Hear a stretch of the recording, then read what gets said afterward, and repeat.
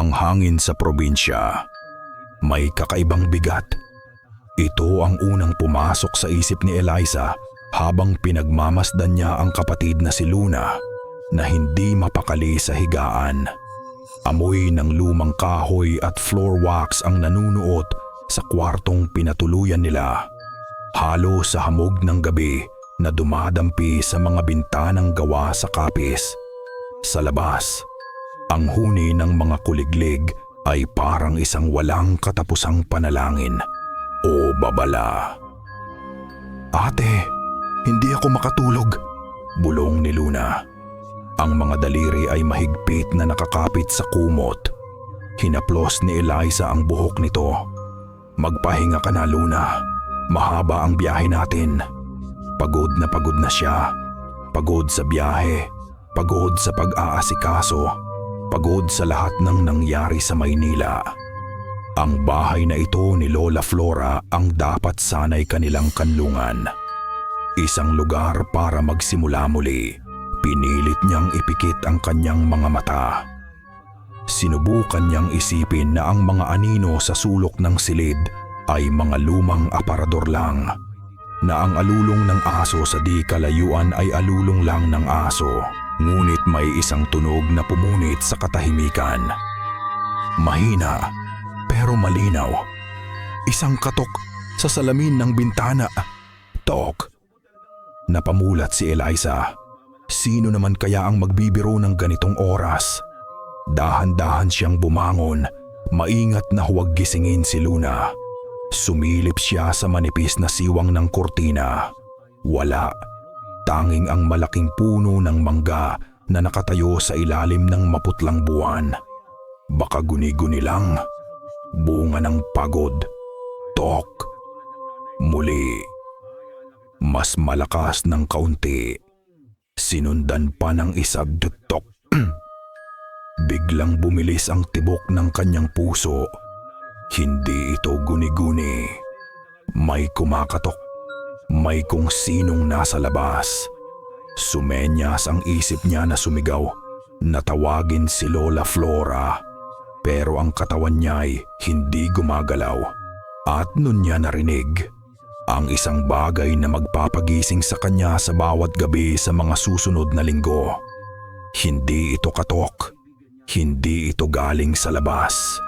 Ito'y isang nilamang. Ito'y isang ngumbulong. Tuyo. Magaspang at napakalapit sa mismong tainga niya. Hija! Nanlamig ang batok ni Eliza.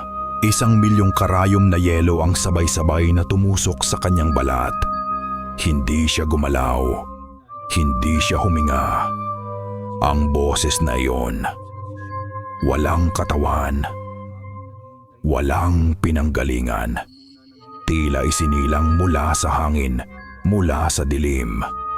Ang tanging nagbalik sa kanya sa katinuan ay ang mahinang paggalaw ni Luna sa kanyang tabi. Agad siyang napalingon dito. Ang takot ay napalitan ng tungkulin ng isang nakatatandang kapatid. Natutulog pa rin ito. Marahil ay nananaginip lang siya. Oo, iyon lang siguro. Isang masamang panaginip. Dahan-dahan niyang hinaplos muli ang buhok ni Luna kahit na nanginginig ang sarili niyang kamay. "Ate's here," bulong niya sa kawalan. "Shh, panaginip lang yon," paulit-ulit niyang sinabi para kumbinsihin ang sarili. Nang bigla, umupo si Luna. Hindi dahan-dahan, kundi bigla na parang may humila sa kanya patayo. Ang mga mata nitong walang nakikita ay dilat na dilat, nakatitig sa pader sa harap nila. Napatigil sa paghinga si Eliza. Sa gitna ng nakabibinging katahimikan ng silid, nagsalita si Luna. Ang boses ay maliit at puno ng pagtataka. "Ate, sino yung kausap mo?" Walang nagtanong tungkol sa nangyari kagabi. Ang katahimikan sa almusal ay mas mabigat pa kaysa sa sinangag at tuyo na nakahain sa mesa. Si Luna ay tahimik na kumakain. Ang mga daliri ay marahang kinakapa-akapa ang gilid ng kanyang plato. Si Lola Flora naman, nakaupo sa kabisera.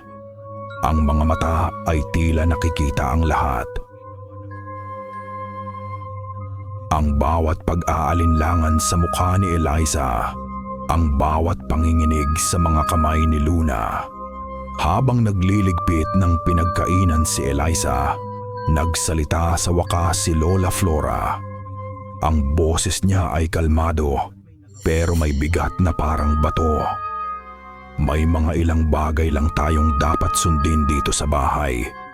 Simula niya, hindi nakatingin kanino man. Para sa kaayusan ng lahat, tumigil sa paghuhugas si Eliza. Una, patuloy ng matanda.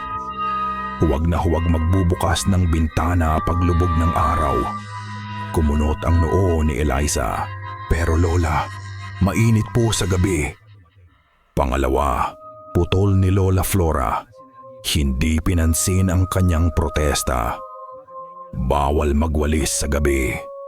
Nagtataboy ng swerte at nag-aanyaya ng iba. Naramdaman ni Eliza ang pagtayo ng balahibo sa kanyang braso. Doon niya napansin ang mga maliliit na supot na tela na nakasabit sa bawat pintuan at bintana. Mula sa mga ito ay nanggagaling ang isang amoy na pamilyar ngunit nakakabagabag. Amoy ng pinatuyong sampagwita at kamangyan. Amoy na dapat ay sa sementeryo lang niya nalalanghap. At ang pinakamahalaga sa lahat, sabi ni Lola Flora, at sa pagkakataong ito, tumitig siya ng diretsyo kay Eliza. Ang mga mata niya ay madilim at malalim. Kapag narinig ninyo ang pangalan ninyo na tinatawag mula sa labas, lalo na sa gabi, huwag na huwag kayong sasagot. Hindi na napigilan ni Eliza ang sarili. Lola, ano po ba talaga ang nangyayari? Kagabi, walang nangyari kagabi. Mabilis na sagot ng matanda.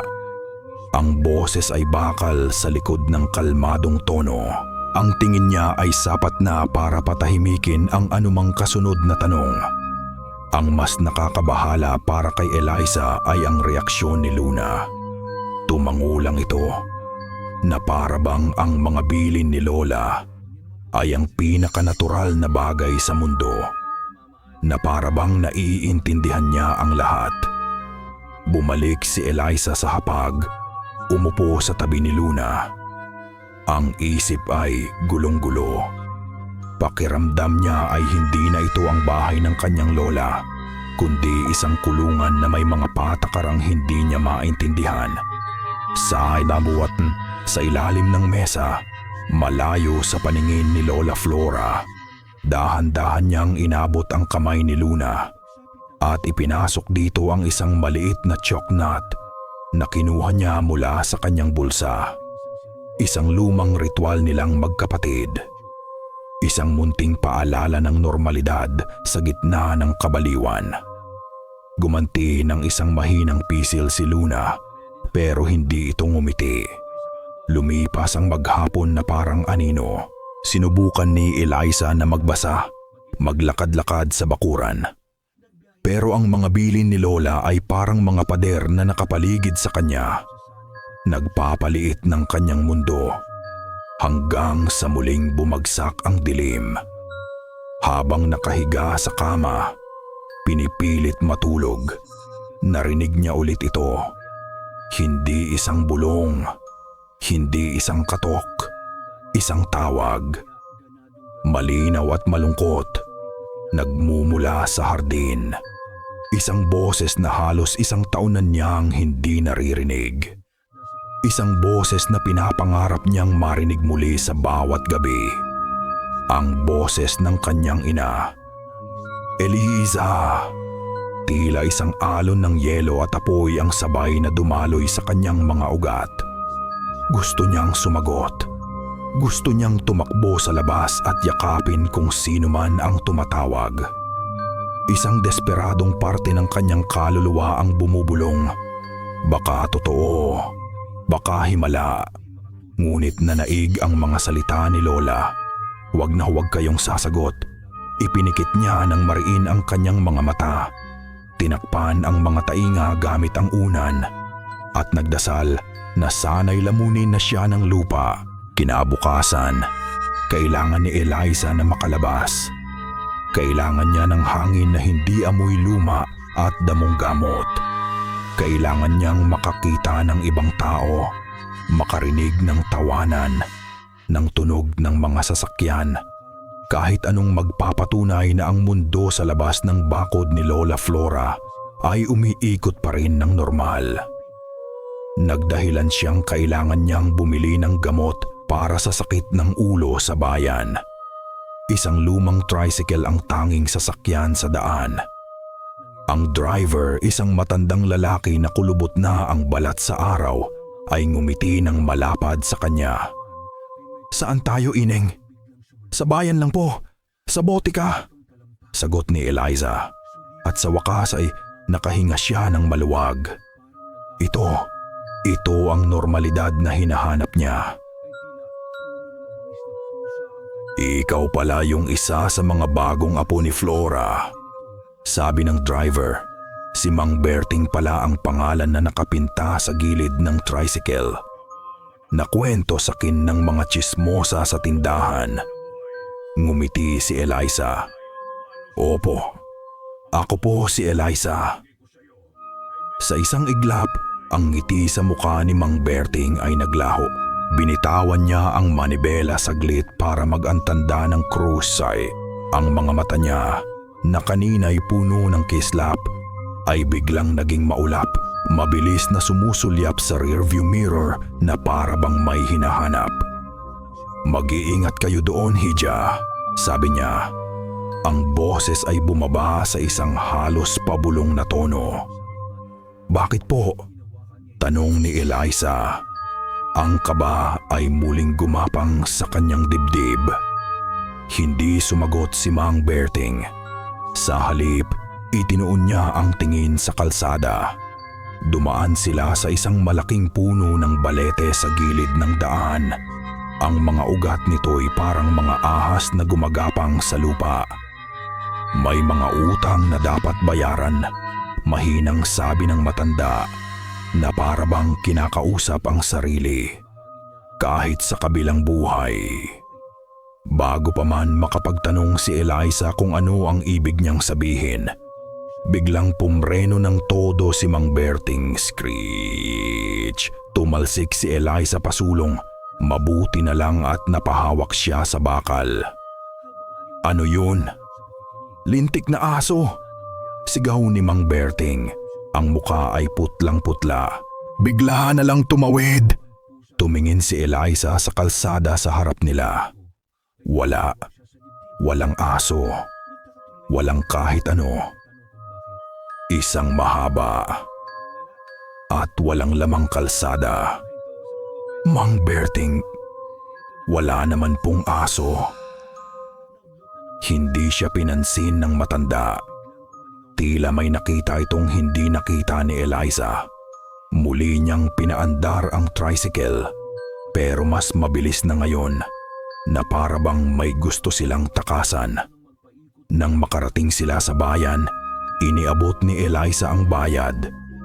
Bago siya bumaba, hinawakan ni Mang Berting ang kanyang braso.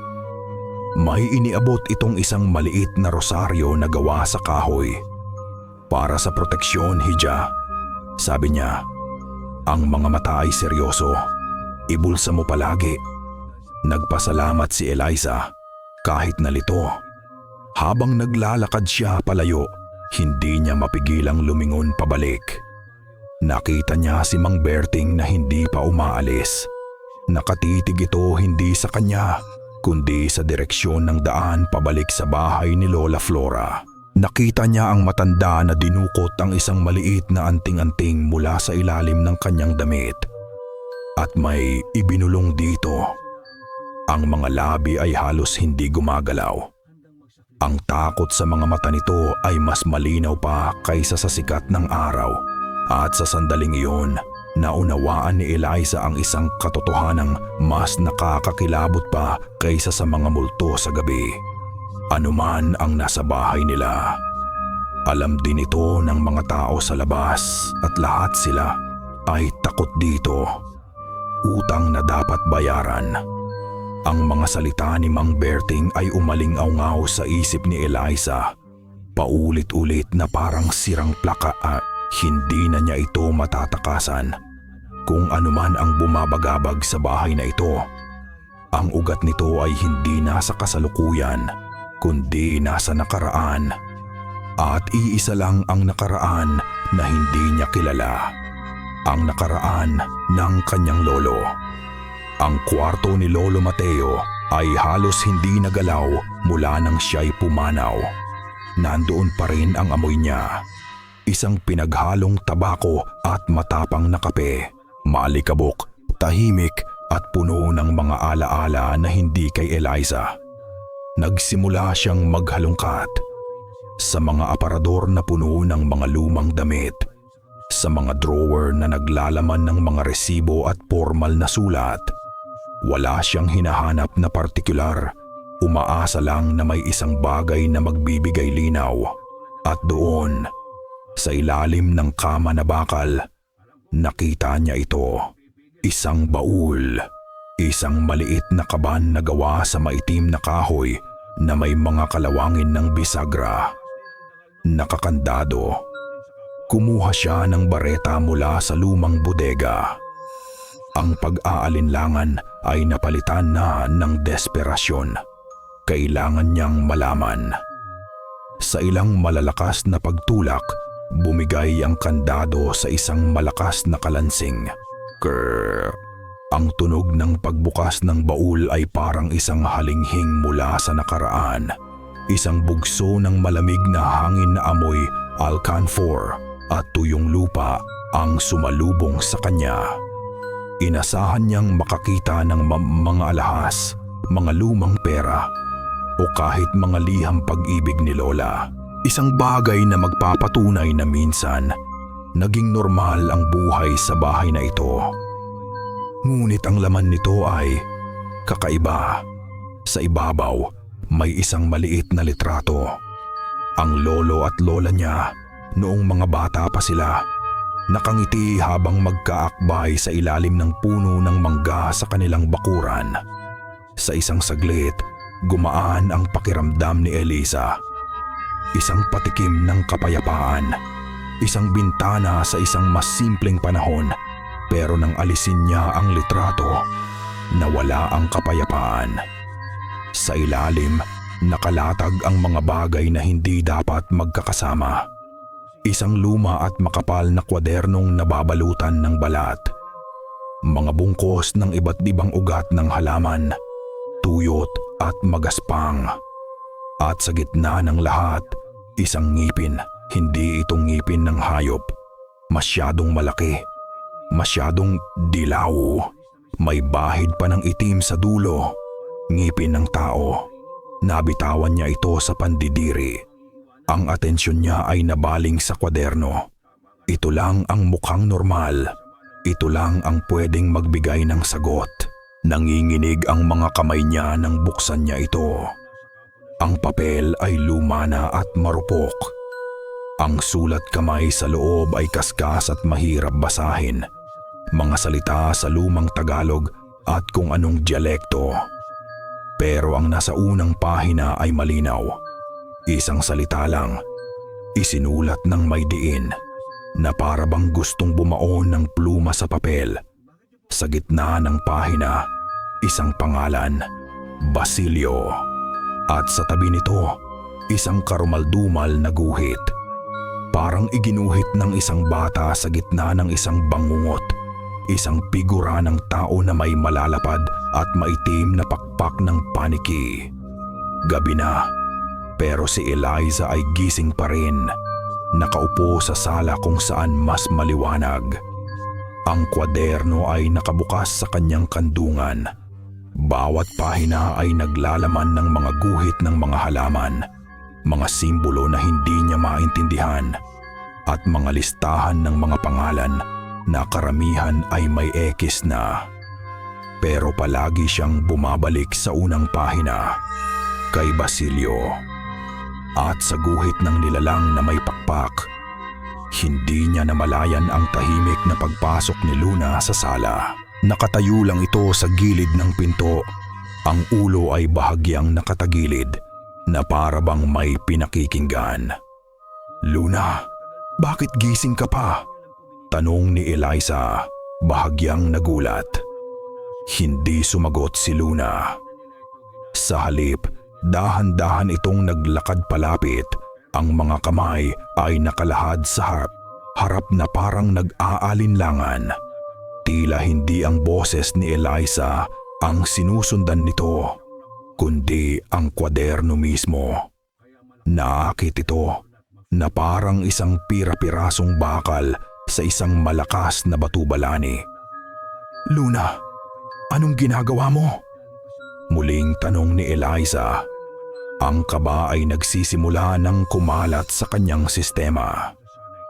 Huminto si Luna sa tapat niya.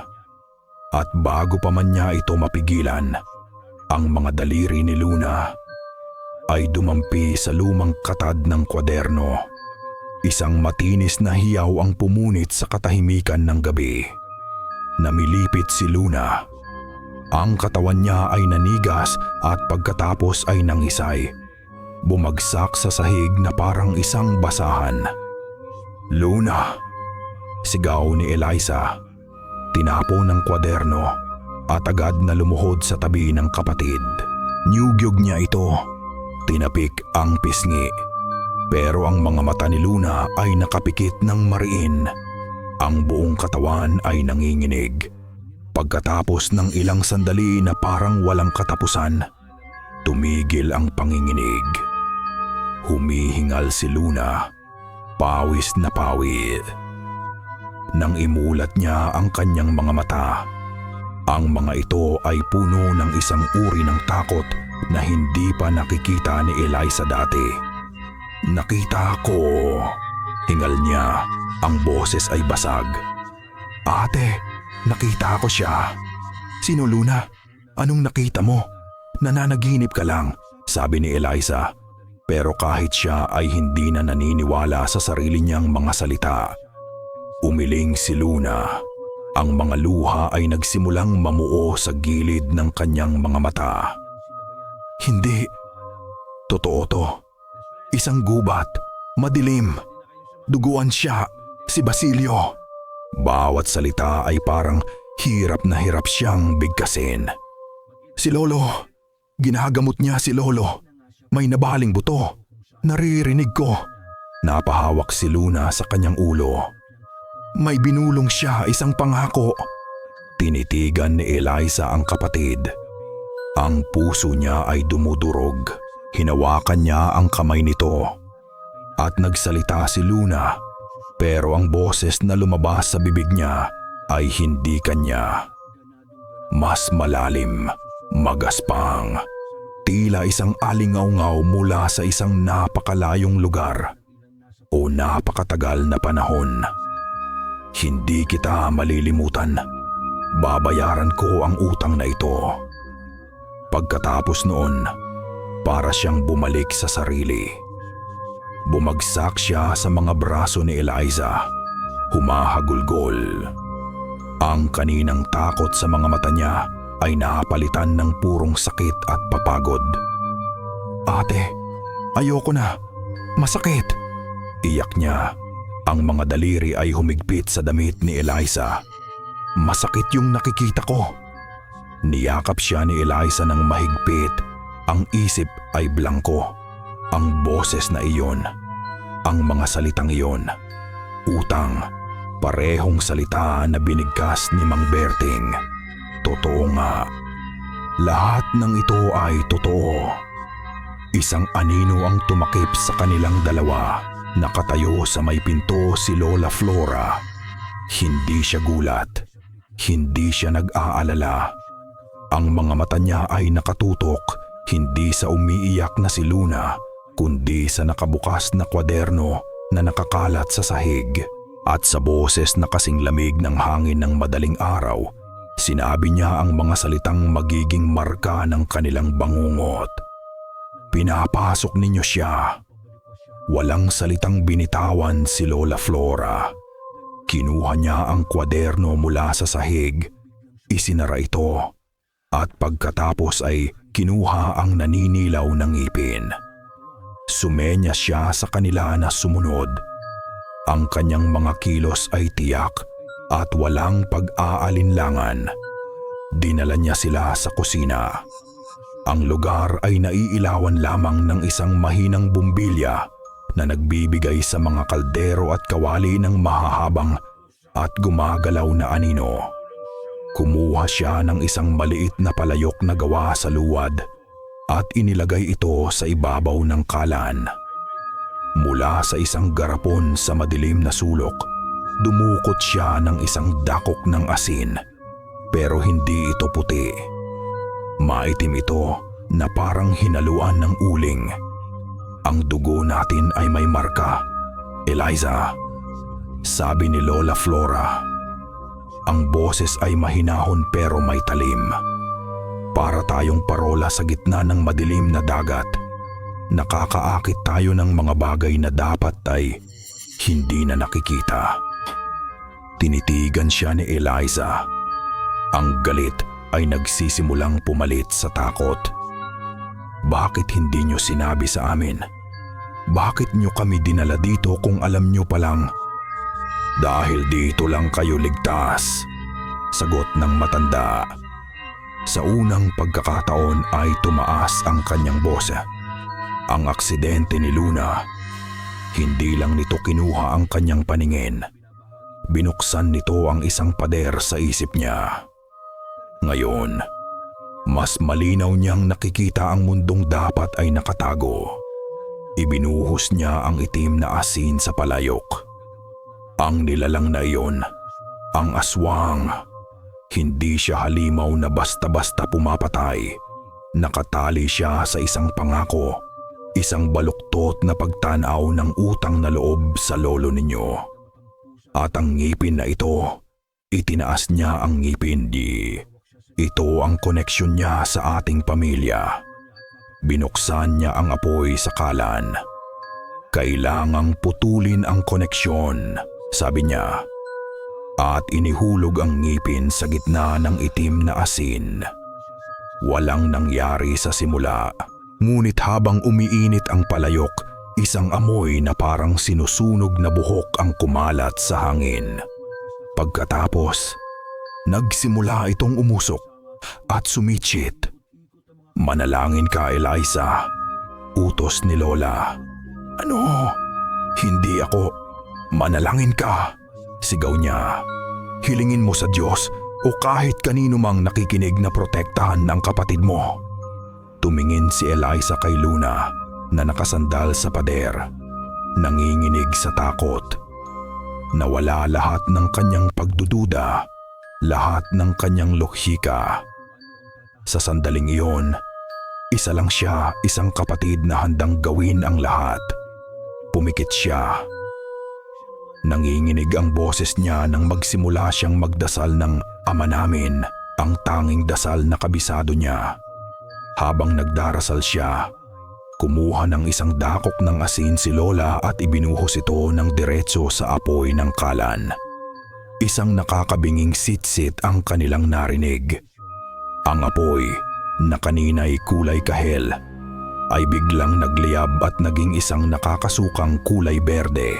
Isang berdeng parang lason na nagbigay liwanag sa buong kusina.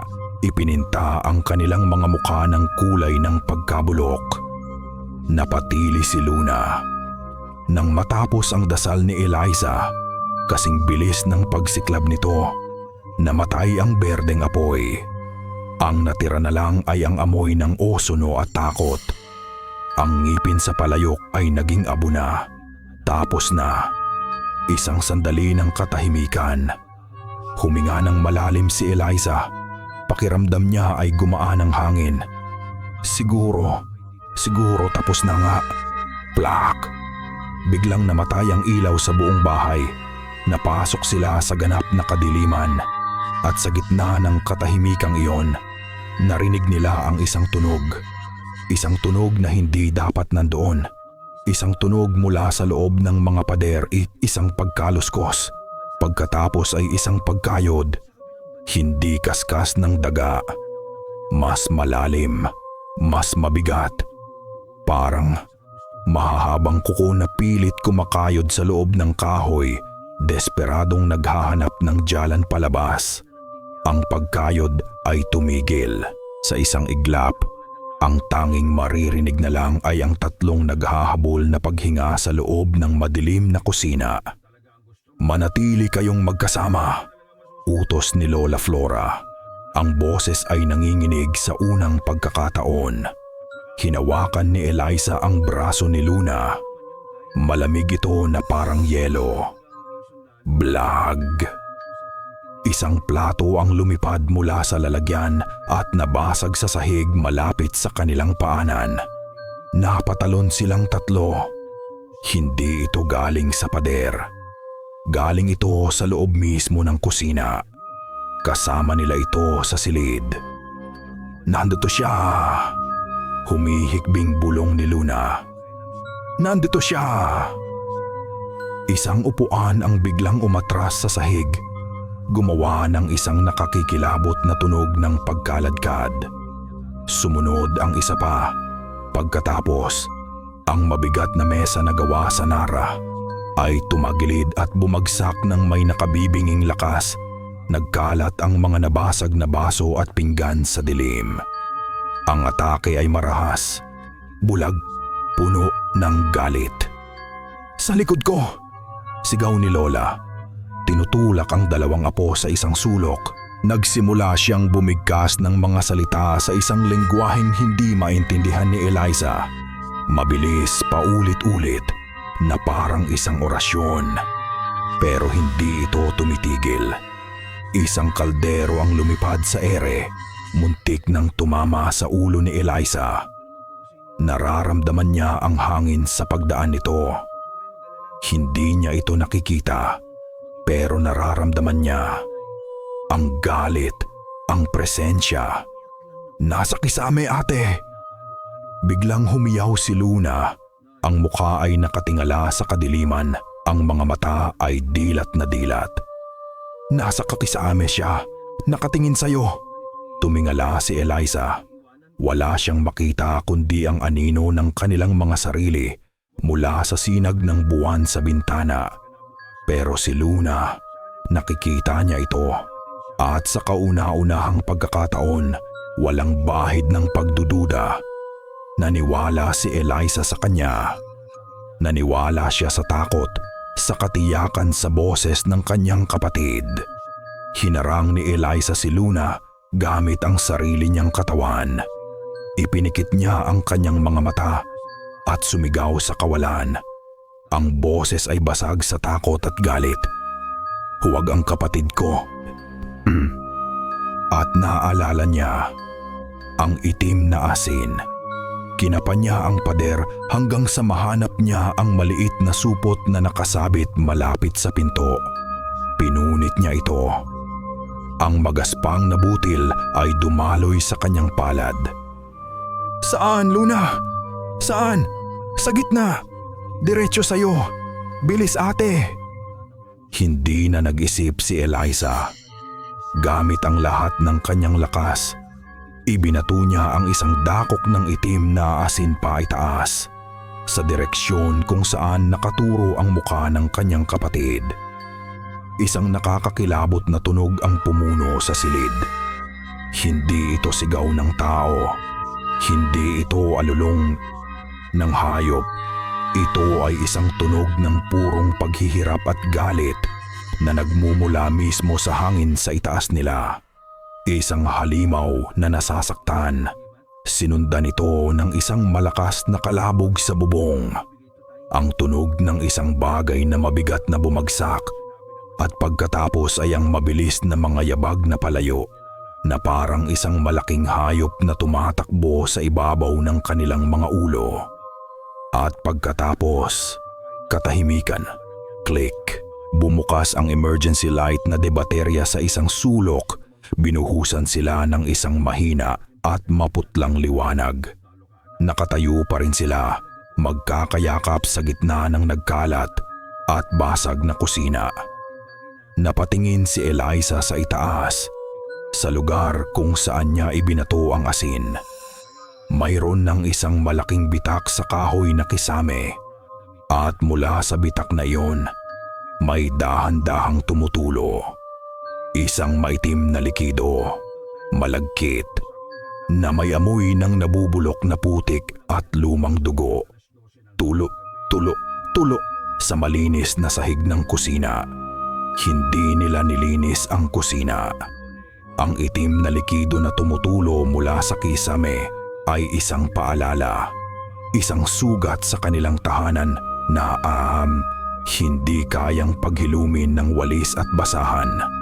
Walang imik na iginya ni Lola Flora ang dalawang nanginginig na apo palayo sa gulo, patungo sa isang maliit na silid sa dulo ng pasilyo. Ang silid dasalan. Ang hangin sa loob ay malamig. Kakaiba, mas malamig pa kaysa sa hamog sa labas. Amoy ng mga lumang kandila at alikabok ang sumalubong sa kanila. Sa isang maliit na altar, nakatayo ang mga imahe ng mga santo. Ang kanilang mga pinintang mata ay tila nakatitig sa kanila sa dilim. Hindi nag-aalok ng aliw, kundi ng tahimik na paghatol. Isinara ni Lola Flora ang pinto. Hindi na natin siya kayang itaboy. Simula niya, ang boses ay pagod at mababa. Ang ginawa nating ritual sa kusina, ginising lang nito ang galit niya. Ipinakita natin na lumalaban tayo at ngayon hindi na siya maglalaro sa mga anino. Humarap siya sa dalawa. Ang mukha ay seryoso sa ilalim ng liwanag ng buwan na tumatagos sa maliit na bintana. Isa na lang ang paraan para matapos ito. Hindi sa pagtataboy, kundi sa pagtawag. Anong ibig niyong sabihin? Tanong ni Eliza. Ang pagtatawag. Paliwanag ni Lola. Isang ritual para pangalanan ang nilalang. Para hubaran siya ng kanyang kapangyarihan, kailangan nating bigkasin ang kanyang tunay na pangalan. Tumingin siya kay Luna. Ikaw, Apo, ang ating mga mata. Sa pamamagitan ng dugo mo, kaya mong makita ang pangalan niya sa likod ng lahat ng kasinungalingan. Kaya mong marinig ang totoong tawag sa kanya. Pagkatapos, ang mga mata niya ay bumaling kay Eliza. At ikaw, Eliza, ikaw ang ating tinig. Ikaw ang may sapat na lakas. Lakas na nanggagaling hindi sa mahika, kundi sa pag-aalinlangan na ngayon ay naging paniniwala. Ikaw ang kailangang bumigkas ng pangalan. Naramdaman ni Eliza ang bigat ng bawat salita. Paano? Kailan? Sa pinakamadilim na oras, ang oras ng kaluluwa, 3:17 ng madaling araw, sagot ni Lola. Sa oras na iyon, pinakamanipis ang tabing sa pagitan ng ating mundo at ng sa kanila. Pero may isang kondisyon, ang pinakamahalaga sa lahat. Lumapit siya kay Eliza at hinawakan ang mga balikat nito. Ang tagumpay ng ritual ay nakasalalay sa iyo, sa iyong lubos na pananampalataya. Sa sandaling bigkasin mo ang pangalan, hindi ka pwedeng mag-alinlangan. Kailangan mong maniwala ng buong puso sa kung anuman ang makita ni Luna, kahit gaano pa ito kaimposible. May dinukot si Lola Flora mula sa kanyang leeg. Isang luma at manipis na kwintas na may pendant ng Inang Maria. Inilagay niya ito sa leeg ni Eliza. Malamig ang metal sa kanyang balat. Ito'y sa iyong ina, mahinang sabi ni Lola.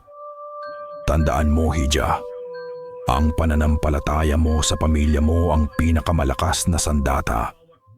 Isang tanong ang biglang pumasok sa isip ni Eliza. Isang tanong na puno ng takot. Ginawa niyo na po ba to ni... To dati, Lola? Noong gabing namatay si Lolo, isang saglit na sakit ang dumaan sa mga mata ng matanda. Tumingin siya sa mga santo sa altar, umiiwas ng tingin. Ang lolo mo, sinubukan niyang gawin ito ng mag-isa. Hindi na niya dinugtungan. Pero sapat na iyon. Huminga ng malalim si Lola Flora at muling humarap sa kanila. Ang determinasyon ay bumalik sa kanyang mukha. Handa na siyang ibigay ang huling babala. Tinitigan niya si Eliza ng diretso sa mata. Ang bawat salita ay may bigat ng isang sumpa. Makinig ka, Eliza, kapag dumating ang oras at mali ang pangalan na binigkas mo, o kung nag-alinlangan ka kahit isang saglit, huminto siya. Hinayaang lumubog ang takot sa kaibuturan ng kanilang mga puso. Bubuksan mo ang pinto para sa kanya. Habang buhay, gabi ng 38. Ang gabi bago ang huling gabi. Ang hangin ay mabigat sa hindi pa nangyayaring takot. Hindi natin pwedeng subukan ang buong ritual, sabi ni Lola Flora. Ang boses ay mahigpit, masyadong mapanganib. Ang gagawin natin ay isang pagsasanay. Bubuksan natin ng bahagya ang pinto para masilip ni Luna ang pangalan at isasara natin agad. Muli, nasa silid-dasalan sila. Ang tanging liwanag ay mula sa 3 kandila na nakapatong sa isang platito sa sahig. Sa gitna nito, ang lumang kwaderno ni Lolo Mateo. Hawakan mo ang kwaderno, Luna, utos ni Lola. Eliza, hawakan mo ang balikat niya. Ibigay mo sa kanya ang lakas mo. At anuman ang mangyari, huwag kang bibitaw. Ginawa nila. Ang balat ng kwaderno ay malamig sa ilalim ng mga daliri ni Luna. Ang kamay ni Eliza sa balikat niya ay mainit, ngunit nanginginig. Ngayon, Luna, bulong ni Lola, tumingin ka sa likod ng mga salita. Hanapin mo ang pangalan na ayaw niyang ipakita. Pumikit si Luna. Huminga siya ng malalim. Nagsimulang manginig ang mga kandila. Nakikita ko, bulong ni Luna. Ang noo ay kunot na kunot sa konsentrasyon. Mga letra, nagkakagulo, parang mga anino. Sa isip ni Eliza, isang boses ang nagsimulang magtanong. Isang boses na parang kanya, pero mas malamig, mas mapanghusga. Totoo ba lato? Baka nagdedeliryo lang siya. Baka dala lang ng trauma. Baka si Lola. Baka nababaliw na tayong lahat.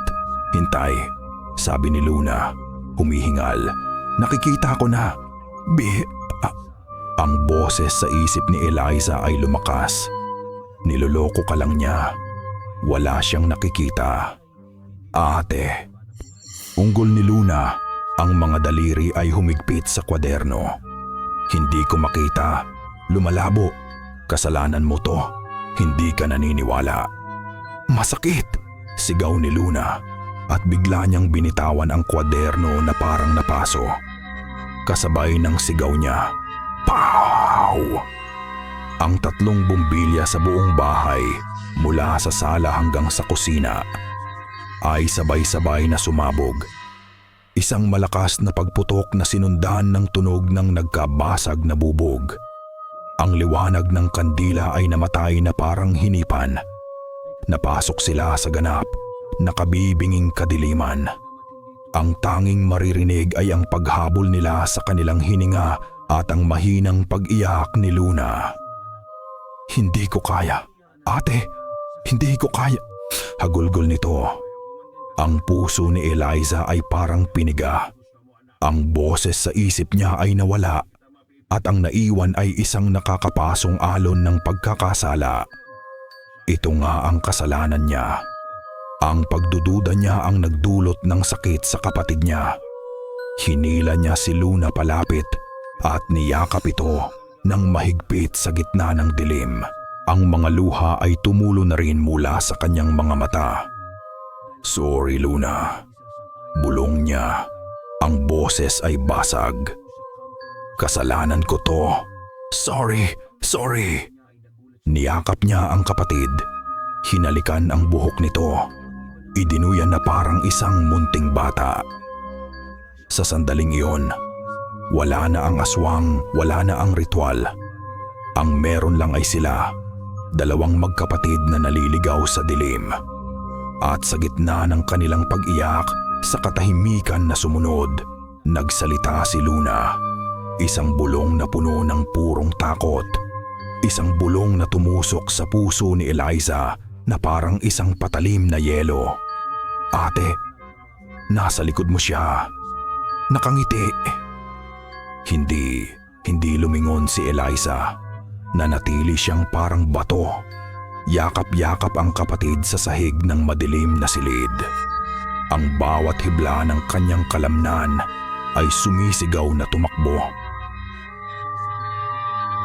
Pero ang bigat ng presensya sa kanyang likuran ay parang isang higanting kamay na pumipigil sa kanya. Nararamdaman niya ang ngiti nito, isang ngiti na hindi nakikita ng mata, kundi ng kaluluwa. Isang ngiti ng tagumpay. At sa gitna ng nakakabinging takot, ang boses ni Lola Flora ang bumasag sa katahimian. Hindi ito sigaw, kundi isang dasal. Isang pangalan na binigkas niya ng may kapangyarihan at awtoridad. "Sa ngalan ni Kristo, lumayo ka." Walang hangin, walang tunog. Ngunit naramdaman ni Eliza ang pagbabago. Ang bigat sa kanyang likuran ay gumaan. Ang lamig ay unti-unting nawala. Kung anuman ang nakatayo doon ay umalis na. Sa ngayon, lumipas ang buong maghapon ng 39 na araw na parang isang panaginip o isang bangungot na hinihintay magsimula. Kakaiba ang katahimian. Walang kaluskos sa dingding. Walang aninong gumagalaw sa sulok ng mata. Walang boses na tumatawag mula sa labas. Maging ang mga kuliglig sa hardin ay tahimik. Ang buong mundo sa paligid ng bahay ni Lola Flora ay tila nagpipigil ng hininga, nag-aabang. Ang katahimikang iyon ay mas nakakatakot pa kaysa sa mga sigaw at nababasag na plato. Gabi, hindi sila natulog. Magkatabing nakaupo sina Eliza at Luna sa kama, nakasandal sa pader. Pinagmamasdan ang dahan-dahang paggalaw ng sinag ng buwan sa sahig na kahoy. Hindi nila pinag-usapan ang ritual. Hindi nila pinag-usapan ang aswang. Sa halip, pinag-usapan nila si Mama. "Naalala mo yung araw na sinubukan nating mag-bake ng cake para sa birthday niya?" Sabi ni Eliza. Isang maliit na ngiti ang sumilay sa kanyang labi. Imbis na asukal, asin ang nailagay natin. Mahinang tumawa si Luna. Tapos pinilit pa rin nating pakainin sa kanya. At sabi niya, "Ito ang pinakamasarap na cake na natikman ko." Ang mga alaala ay dumaloy na parang isang ilog sa gitna ng kanilang takot. Nililinis ang duda at sakit. Ang mga kwento tungkol sa Maynila, sa kanilang maliit na apartment, sa mga simpleng araw. Sa bawat kwento, nararamdaman ni Eliza na ang pader sa pagitan nila ni Luna ay tuluyan ng gumuho. Humarap si Eliza sa kapatid. Hinawakan niya ang mga kamay nito, ang mga kamay na nanginginig pa rin ng bahagya. "Luna," sabi niya. Ang boses ay seryoso at puno ng isang bagong tuklas na kapangyarihan. "Mamaya, ano man ang makita mo, ano man ang marinig mo, maniniwala ako sa iyo. 100%. Pangako." Tumango si Luna. Ang mga luha ay tahimik na dumadaloy sa kanyang mga pisngi. At sa katahimikang iyon, sinimulan ni Eliza na humimig. isang pamilyar na himig. Ang kantang palaging inaawit ng kanilang ina para patulugin sila. Sa ugoy ng duyan. Sana'y di magmaliw ang dati kong araw. Ang boses niya ay nanginginig sa simula. Ngunit habang nagpapatuloy siya, ito'y lumakas. Sumabay si Luna sa kanya. Ang kanilang mga boses ay nagsama sa isang malungkot ngunit matatag na harmonya. Isang awit ng pag-ibig sa gitna ng napipintong digmaan.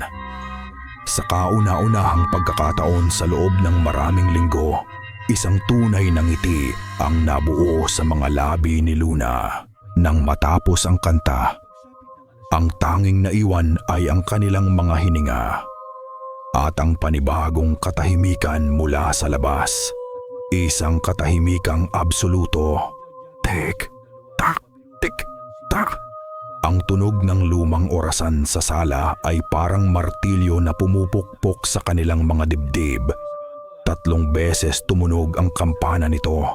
3:00 na ng madaling araw, kasabay ng huling tunog ng kampana. Dahan-dahang bumukas ang pinto ng kanilang silid. Nakatayo doon si Lola Flora. Ang mukha niya ay tila inukit mula sa bato. Sa kanyang mga kamay, may hawak siyang 3 bagong kandila na hindi pa nasisindihan. Ang mga mata niya ay nagtagpo sa mga mata ni Eliza. Oras na. Ang silid-dasalan ay naging sentro ng isang tahimik na bagyo. Bumuo sila ng isang tatsulok sa sahig. Si Lola Flora sa isang sulok, si Eliza sa isa, at si Luna sa pagitan nila. Sa gitna ang 3 kandila, ang apoy ay nanginginig na parang may sariling takot. Ang lumang ngipin ni Basilio ay nakapatong sa ibabaw ng nakasarang kwaderno. Hawakan ninyo ang kamay ng isa't isa, utos ni Lola. Huwag kayong bibitaw, anuman ang mangyari. Ang kamay ni Eliza ay pawisan. Ang kamay ni Luna ay malamig. Ang kamay ni Lola ay magaspang at matatag. Isang kadena ng laman at dugo laban sa isang bagay na walang pangalan. Luna, sabi ni Lola, ang boses ay mahinahon. Oras na. Dumungaw ka, hananakaud, dumungaw ka sa dilim. Kunin mo ang pangalan. Hinawakan ni Luna ang ngipin. Sa sandaling dumampi ang kanyang balat dito, ang silid ay umungol. Isang mababang tunog na nanggagaling hindi sa labas, kundi sa mismong mga pader at sahig na kanilang kinauupuan. Ang apoy ng mga kandila ay halos mamatay. Lumikha ng mahahabang anino na sumasayaw na parang mga demonyo. Nagsimulang humingal si Luna. Ang katawan niya ay nanigas. Nakikita ko, sabi niya. Ang boses ay pilit. Papasok siya. Sa isip ko, ate. Isang mahangin na galit ang umikot sa loob ng silid. Pilit na pinapatay ang apoy ng kandila. Labanan mo siya, apo, sigaw ni Lola. Huwag mong hayaang sakupin ka niya. Ate, humikbi si Luna. Ang mga luha ay dumadaloy mula sa kanyang mga nakapikit na mata. Nakikita ko ang nakaraan niya. Nakikita ko si Basilio. Hindi siya masama. Natakot siya, naging halimaw siya ng hindi niya gusto. Ang pangako niya kay Lolo, binaluktot ng kung anong nasa loob niya. Ang boses ni Luna ay biglang nagbago. Naging boses ng isang matandang lalaki na puno ng pagsisisi. Patawad, Mateo, patawad. Hindi yan ang pangalan. Sigaw ni Lola. Isang patibong. Hanapin mo ang nasa likod ni Basilio. Ang unang pangalan. Biglang sumigaw si Luna. Isang sigaw ng purong sakit na parabang libu-libong pinto ang sabay-sabay na binuksan sa isip niya. Naririnig ko. Isang pangalang lupa. Isang pangalang alikabok. Hindi Basilio. Ang pangalan niya ay Deo. at isinigaw niya ito. Isang pangalan na kasing luma ng mga puno sa gubat at kasing gaspang ng tuyong lupa. Tumao Gabok. Sa sandaling iyon, nakita ni Eliza ang kapatid. Nakita niya ang sakit, ang paghihirap, ang katapangan sa kabila ng kadiliman. Nawala ang lahat ng takot niya. Nawala ang lahat. Ang natira lang ay ang pagmamahal sa kapatid na nasa bingit ng kamatayan. Binitawan niya ang kamay ni Lola at hinawakan ang magkabilang pisngi ni Luna. Tumingin siya ng diretso sa mga mata nitong walang nakikita. At sa boses na puno ng paniniwalang mas matatag pa sa bakal, sinabi niya ang mga salitang magliligtas sa kanila. Nakikita kita, Luna. Naniniwala ako sa iyo. Huminga siya ng malalim. At mula sa kaibuturan ng kanyang kaluluwa, isinigaw niya ang pangalan. Tumao Gabok. Ang isang sigaw ay naging libu-libong boses. Ang buong silid ay napuno ng alingaw-ngaw ng pangalan. Paulit-ulit na parang sinasabi ng lahat ng kaluluwang minsan nang sinaktan ng nilalang na iyon. Isang ipo-ipo ng tunog at galit ang umikot sa kanilang paligid.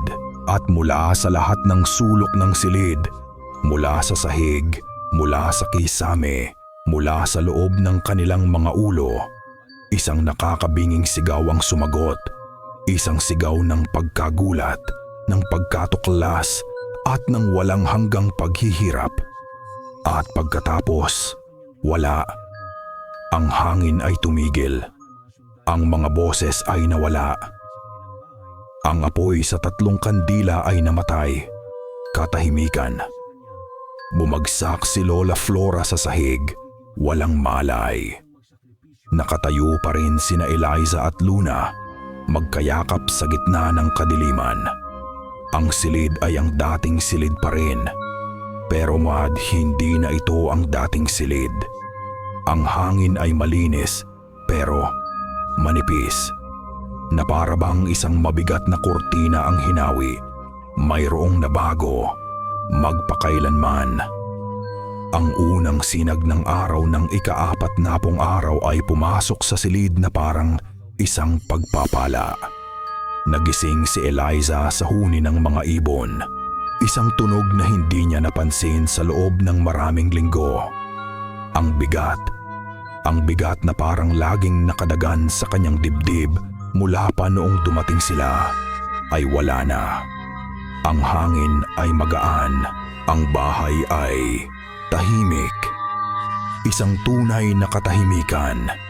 Nakita niya si Luna, mahimbing na natutulog sa kabilang kama. Ang mukha ay payapa sa unang pagkakataon. Walang kunot na noo, walang takot na gumuguhit sa kanyang mga labi. Si Lola Flora ay gising na. Nakaupo sa isang silya sa tabi ng bintana, nakatingin sa labas.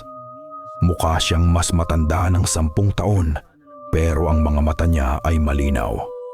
Tapos na, sabi niya, hindi tumitingin kay Eliza. Pinalaya na natin siya.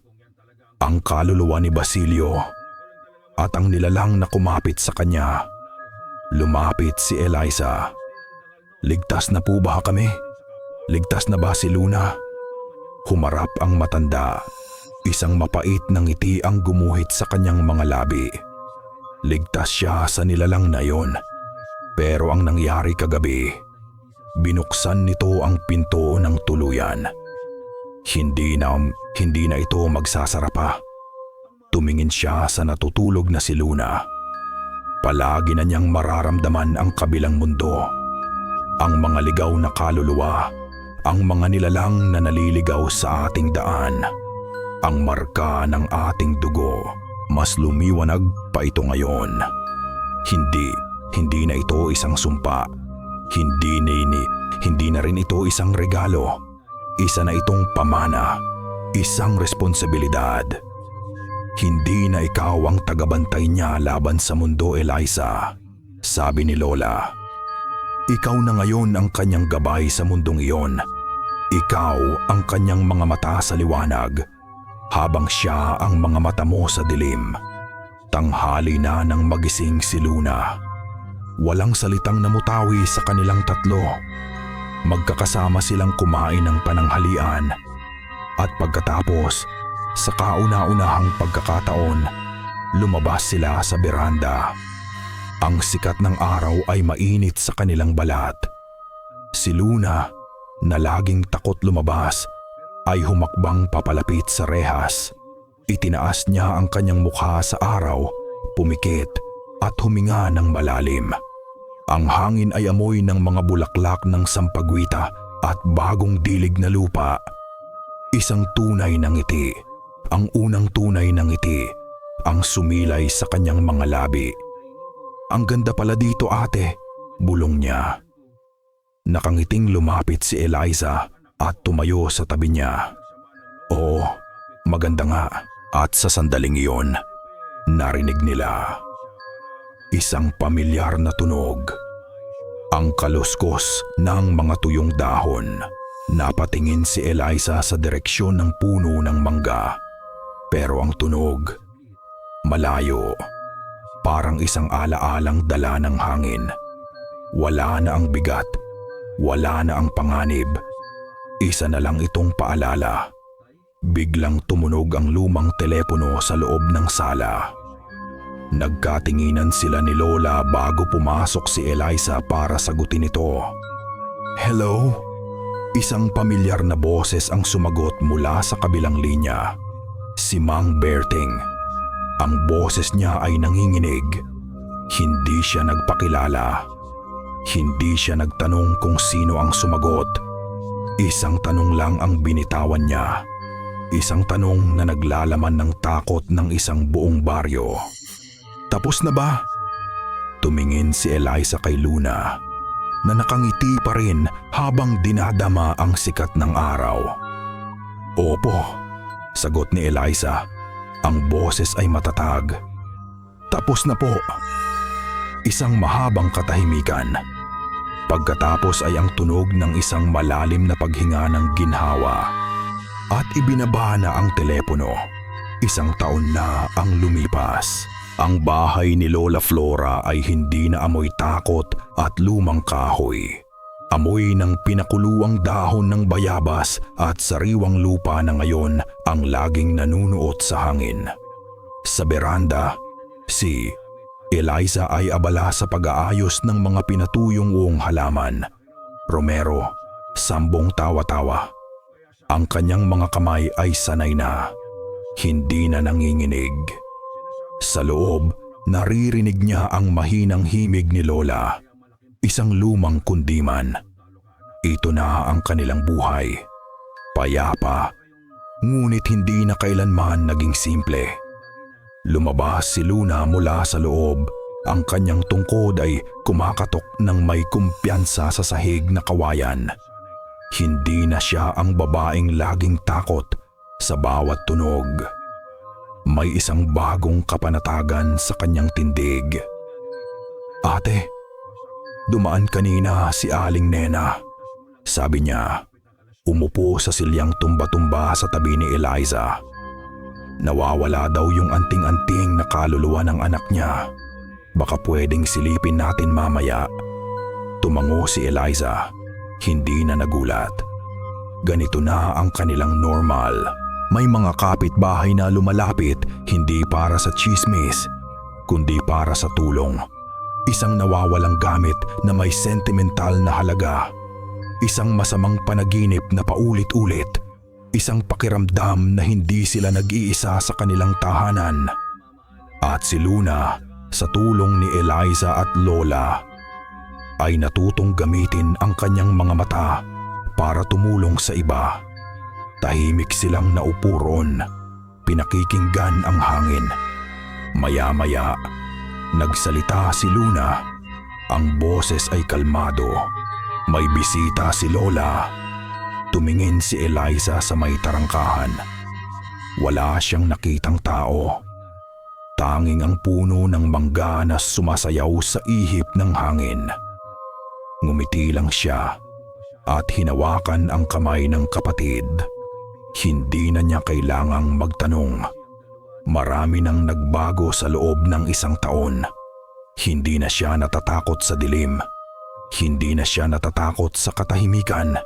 Hindi na siya natatakot sa mga tunog na walang pinanggagalingan. Ang mga tunog na dati kinatatakutan niya ay isa na lang paalala. Isang pamilyar na tunog na katulad ng naririnig mo ngayon. Ang kaluskos ng mga tuyong dahon